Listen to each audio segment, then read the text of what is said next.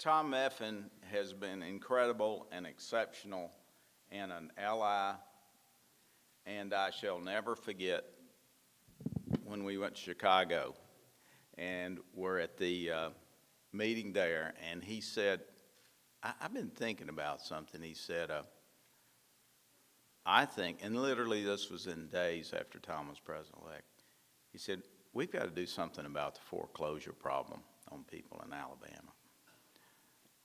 And I was wise enough, because one thing I can do is recognize smart people because I have a low threshold of acceptance. And I was wise enough to say, Tom, go for it. Out of that, as we sit here today, over 3,000 citizens of this state are still in their homes because of Tom.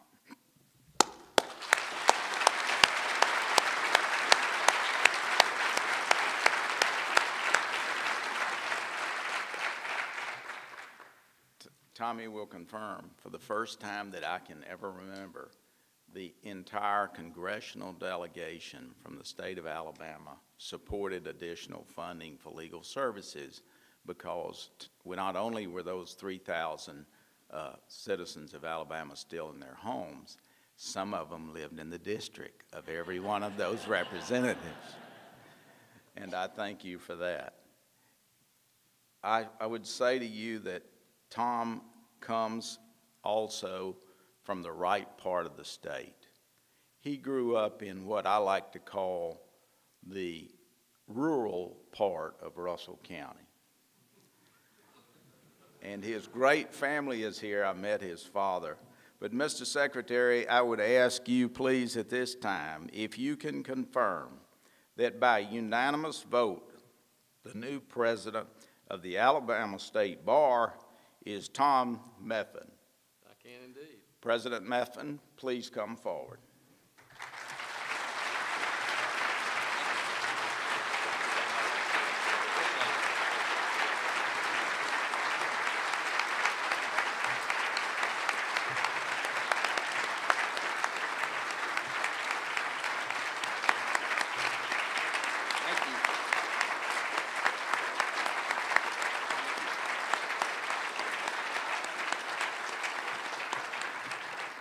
It is my privilege, Tom Methvin, to present to you the symbolic gavel, the important, very important name tag as president, the name tag for the First Lady, Amy, and the true symbol of power. This is what gets you into your private parking place at the Alabama State Bar building. Good. Thank you very much. Thank you, my friend. Thank you.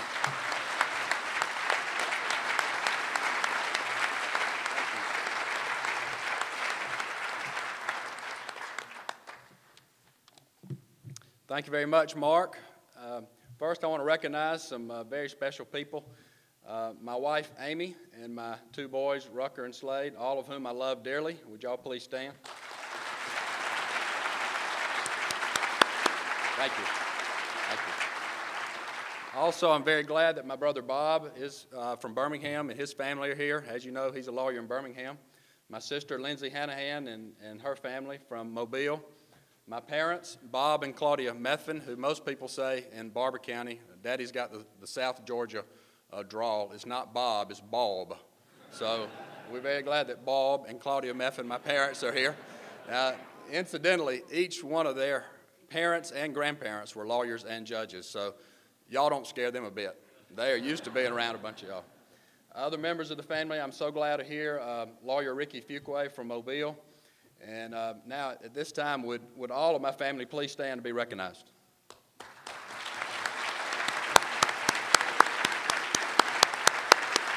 Thank you.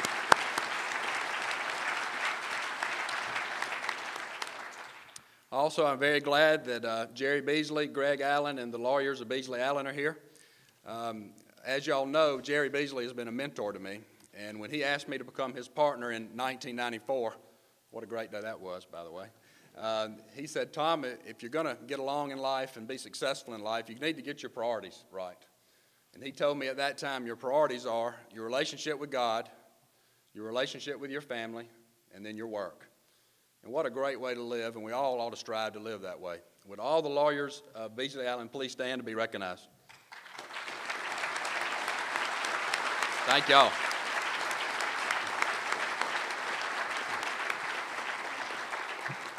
And I noticed they were all sitting together as requested, except two over here who didn't get the memo.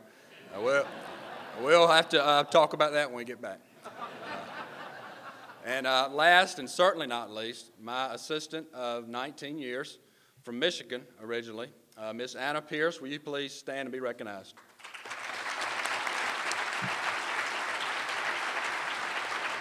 Thank you. Y'all are going to be dealing a lot with Anna this year. Just one little words of wisdom for you. Don't get on her bad side. She's going to be great.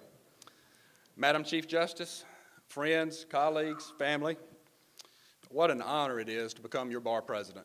And I've got some very big shoes to fill.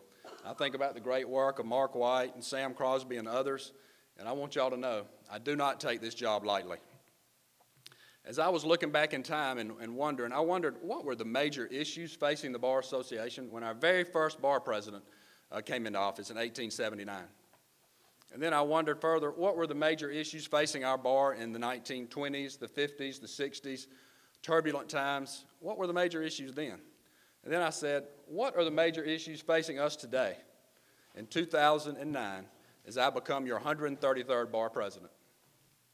Well, certainly the nation's economy and how it's thrust so many more Alabamians into poverty, that has to be a consideration. How our state bar deals with that relative to other state bars likewise has to be a consideration.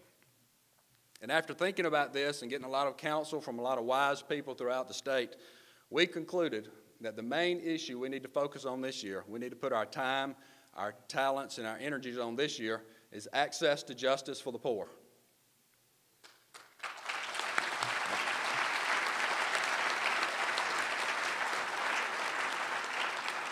And some people have said to me, well, why is that so important, and why now? Well, as you know, we've got many more people living in poverty in Alabama now than we had in the past years because of the economy. And we anticipate the numbers going up even higher. And our statistics show that 80% of their legal needs are not being met. But worse than that is the way we fund it. Would you believe in Alabama we spend less per poor person on access to justice for the poor than any other state in the country? We're dead last. And you know, we're used to being last in some things, so maybe that doesn't bother anybody, but get this does bother you and bothers me. Puerto Rico is ahead of us. Even Puerto Rico spends more than we do on access to justice. And quite frankly, that's just wrong, and it's shameful. But with your help, I believe we can do something about it. And we've already made great strides working towards that right now. But the increase of everybody, of those living in poverty, and the way we fund it in Alabama told me that access to justice is more important now than ever before. Recently, I was at the Alabama Supreme Court building when my former partner, Jim Main, was being sworn in as the Court of Criminal Appeals. The entire Supreme Court was there. All the appellate judges were there. All the leaders of the bar were there. And like any other occasion, which I've done over 1,000 times, we said the Pledge of Allegiance. And we were led by a school child. And when we got to the end of the Pledge of Allegiance, you know, the pledge is a promise, is what it is. When we got to the end of it, and we said, like we always do, with liberty and justice for all. When I heard that promise for the first time, it bothered me. It really bothered me. Here we were in the Supreme Court building with the leaders of the state, the judges and the lawyer, and we're making this promise of and justice for all. The truth of the matter is, for many living in poverty in Alabama, that's a hollow promise. And a lot of folks are seeking justice. But worse than that, a lot of them are actually fighting injustice. You know, we can debate what justice is all day long, and you can have lots of different opinions on that. But there is no debate about injustice. It is easy to spot. It sort of jumps off the page at you. For instance, a single mother who's trying to support 2 and 3 children, working 2 and 3 jobs.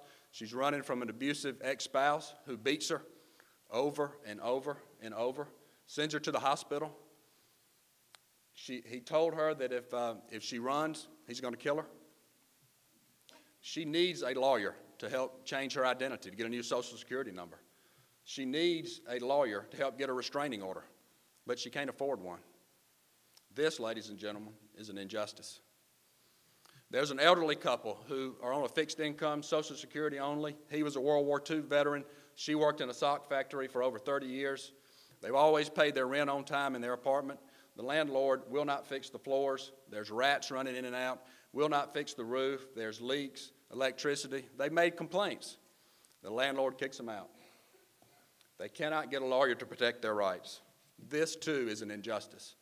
And these are typical of fact situations in Alabama of real people who are suffering and fighting injustice because they cannot afford a lawyer, primarily because of a lack of funding, the way the state funds it. Thankfully, Chief Justice Sue Bell Cobb and the Alabama Supreme Court founded the Access to Justice Commission in April 2007 to start the process of trying to do something about this. They appointed Ted Hosp as their leader, and Ted has done an excellent job. That commission, along with the Alabama Law Foundation, has already made some great strides towards helping with access to justice. But we've got so much more to do. We plan major new initiatives this year to address this problem. First, we're going to raise substantial funds from the lawyers by donation for legal services. As you know, legal services is the way that most of the poor get represented in this state, and they do an excellent job. So Alan Rogers of Birmingham has agreed to head up this task force to raise money to hire more lawyers. Second, we're going to approach the Alabama legislature, and we're going to ask them, and quite frankly, I'm going to shame them if I can into saying, why don't we fund access to justice the way all the other states do it? Jim Pratt of Birmingham has agreed to head this project up, and we thank you, Jim. Third, we're going to ask every member of our bar to contribute either money or time to access to justice. Fourth, we're going to improve our volunteer lawyer program, because that is sort of a quick fix where we can get lawyers to volunteer to help folks while we're trying to work on the slower task of raising money. Right now, only 23% of the lawyers in Alabama are in a volunteer lawyer program. And we need more lawyers to help because there are a lot of folks hurting. And we're planning a major new recruitment effort to try to get more lawyers to do this. You are the leaders in this room, and other members of our 16,000 member bar association, they look at you for leadership. So if you are not a member of a volunteer lawyer program, will you join? Will you be a volunteer lawyer? Will you encourage your firm to do it? Our firm has 42 lawyers, and we have 100% participation. Every one of us is a member of a volunteer lawyer program. Will you do the same?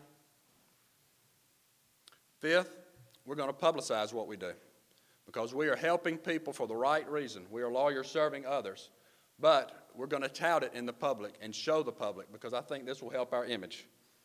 In that regard, we plan a Pro Bono Week celebration during the week of October 25th.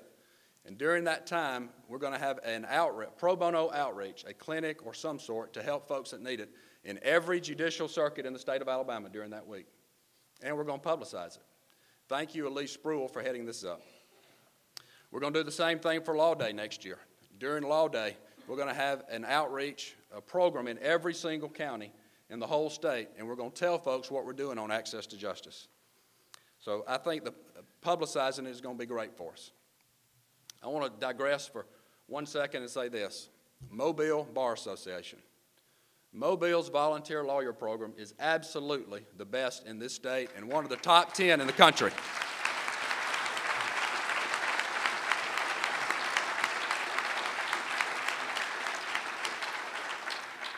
While the rest of the state has about a 20% participation, Mobile has 60%. 60% of their lawyers participate and do pro bono work. And they have done 25,000 hours of pro bono work to the Mobile community. We thank them for their leadership. If anyone from Mobile Bar is here, please stand to be recognized.